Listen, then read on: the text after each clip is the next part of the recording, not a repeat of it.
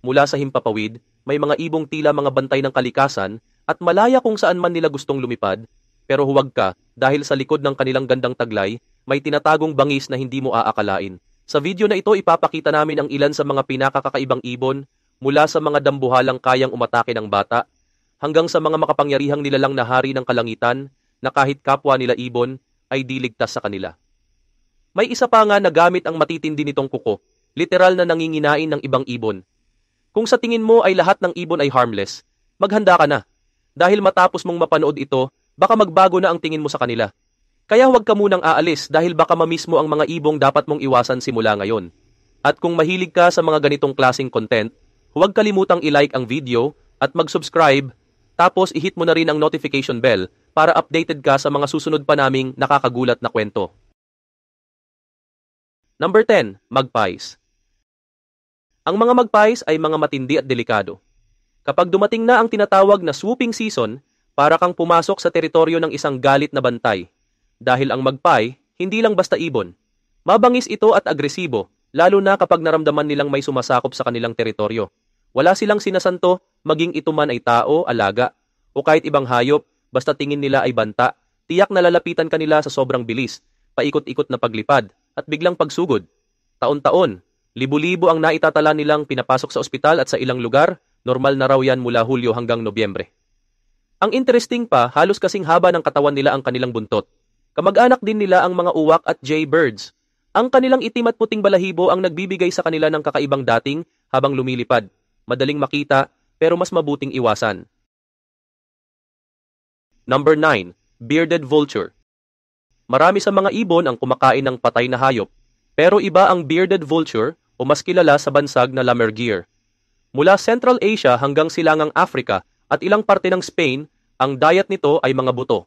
Hindi lang basta binubungkal dahil inaakyat nila yan sa matataas na bundok at saka ibinabagsak mula sa halos 80 meters ang taas para mabasag.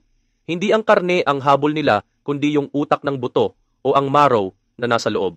Malawak ang kanilang wingspan, isa sa pinakamalaki sa lahat ng vulture at mas mahaba pa kaysa sa katawan nila mismo. May buntot silang parang pakpak ng eroplano na hugis wedge na bihira sa mga ibong mandaragit. Dagdagan mo pa ng matutulis na tuka at matalino nilang paraan ng pagkain, at masasabi mong ang lammergeier ay hindi lang kakaiba kundi kamangha-mangha rin.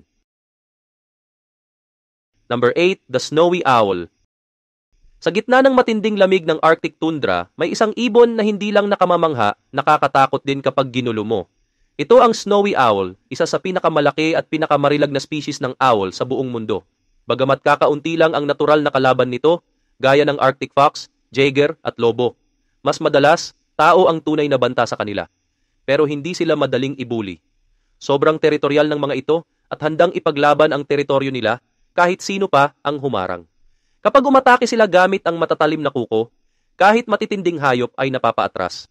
Kung tao naman ang target, mata at ulo agad ang puntirya na pwedeng magdulot ng seryosong pinsala. Number 7. Great Northern Loon. Iba naman ang style ng susunod nating ibon, hindi man kasing bangis ng iba sa lupa, sa tubig naman siya hari. Ito ang Great Northern Loon, isang dambuhalang diving bird na para bang nilikhang maging underwater assassin. Ang tuka nito ay parang sibat at sobrang talas, kaya perpekto para sa panghuli ng isda at kung sakaling mapunta sa gulo, kaya rin nitong ipagtanggol ang sarili. Delikado sa tao kapag umatake, lalo na kung sa ulo o leeg tumama ang beak na yan, gaya ng ginagawa nila sa mga huli nilang isda sa wild. Ang natural na kalaban nila ay mga agila, sea otters, at mga uwak, pero kahit ganon, kaya nilang lumaban lalo na sa ilalim ng tubig kung saan sila sanay. Number 6. Barred owl. Tahimik at malaki, at halos di maririnig kahit gumalaw. Yan ang barred owl, isang panggabing mandaragit na malapit-lapit sa snowy owl, pero may sariling estilo ng pang-aatake. Mas gusto nilang manirahan sa mga kakahuyan. At kapag nagsimulang gumalaw sa dilim, para silang multo, walang ingay, walang warning. Ito ay dahil sa kakaibang balahibo nila na kayang pumunit sa hangin ng walang tunog.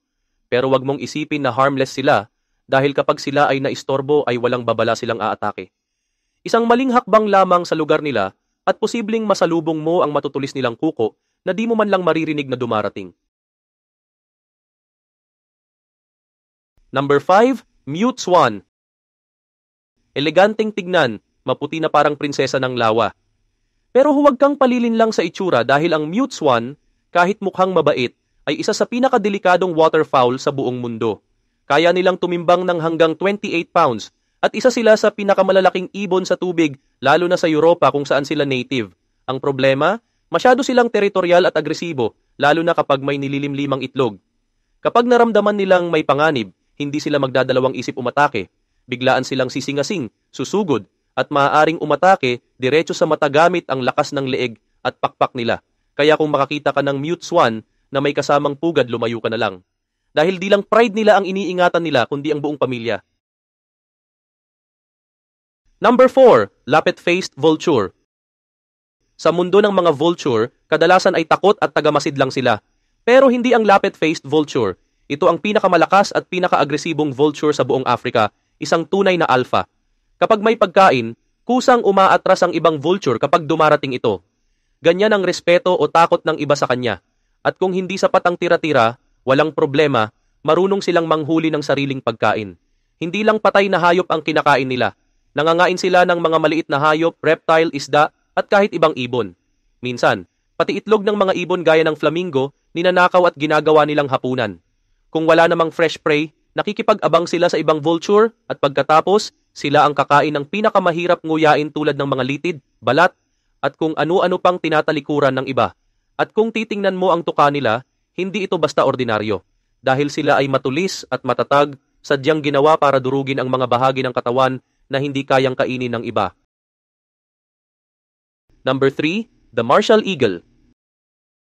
Kung may ibong may apelidong parang hayop, ito na yon. Kilala bilang leopard of the air, ang martial eagle ay hindi lang basta malakas. Isa ito sa pinakamapanganib na ibong mandaragit sa buong mundo. Galing Africa, ang martial eagle ay may kakayahang patumbahin ang isang adult na tao. At may ulat pa na isang paa lang nila ay kayang magbasag ng buto sa braso ng tao. Tumitimbang sila ng halos 14 pounds at kahit hindi sila kasing tapang ng pinsan nilang crowned eagle, matindi pa rin ang territorial instinct nila.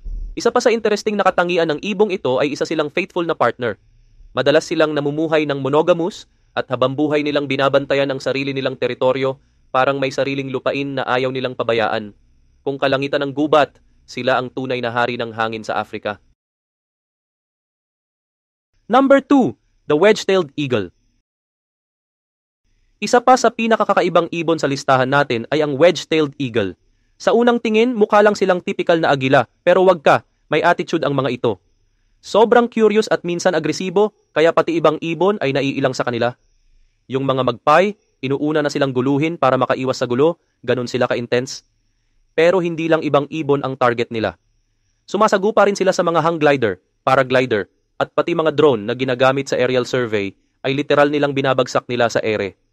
Pero sa kabila ng pagiging fierce, marunong din silang makisama at makipaglaro. May mga pagkakataon na nakikipaglaro pa sila sa mga aso, parang taguan o habulan. Marunong pa silang magsalo ng stick sa ere, mag-flip habang lumilipad, at minsan parang may sariling personality na pang-alaga. Pero wag mo itong i-provoke dahil kahit gaano ka-cute ang mood nila, kaya ka pa rin nilang patumbahin. Number 1, the harpy eagle. Kung may ibong hindi mo gugustuhing makabangga, ito na yon ang harpy eagle. Hindi lang basta malakas, mortal na banta ito sa sino mang hayop na maging target nila. Ang mga kuko nila ay kayang maglabas ng daan-daang pounds ng pressure, sapat para durugin ang buto ng biktima sa isang pitik lang, literal na instant kill. Pero ang nakakagulat, hindi sila takot sa tao. May mga pagkakataon na umuupo lang sila sa sanga, tahimik na pinapanood ka habang palapit ka ng palapit. Makakapal ang mga hita, matitibay ang mga paa, at matatalim ang mga kuko, pang all-around hunter. At pagdating sa pagkain, wala silang pinipili. Kinakain nila ang mga possum, porcupine, at batang usa. Mga ahas, iguana, at iba't ibang uri ng unggoy tulad ng howlers, capuchin, at saki monkeys. At minsan, pati malalaking ibon gaya ng Macau at Curaçao ay hindi ligtas. Ang mga maliit na unggoy gaya ng marmoset at tamarin, hindi na nila pinapansin. Para sa kanila, mas malaki, mas mainam. Sa mga probinsya, may ulat din ng mga alagang manok, kambing, tupa, at kahit biik na bigla na lang nawawala. At ang salarin, walang iba kundi ang harpy eagle. Sa mundo ng mga raptor ng rainforest, sila ang reyna o hari ng panghimpapawid na gubat. Kung nagulat ka sa mga ibon na ito, imagine mo pa kung ano pa ang hindi pa natin nadidiskubre. I-like mo na ang video, mag-subscribe, at pindutin ang bell icon para di ka mahuli sa susunod naming kwento. At kung meron kang sariling hula kung anong hayop ang dapat naming isama next time, i-comment mo lang sa baba, baka ikaw na ang mapili naming i-feature sa susunod.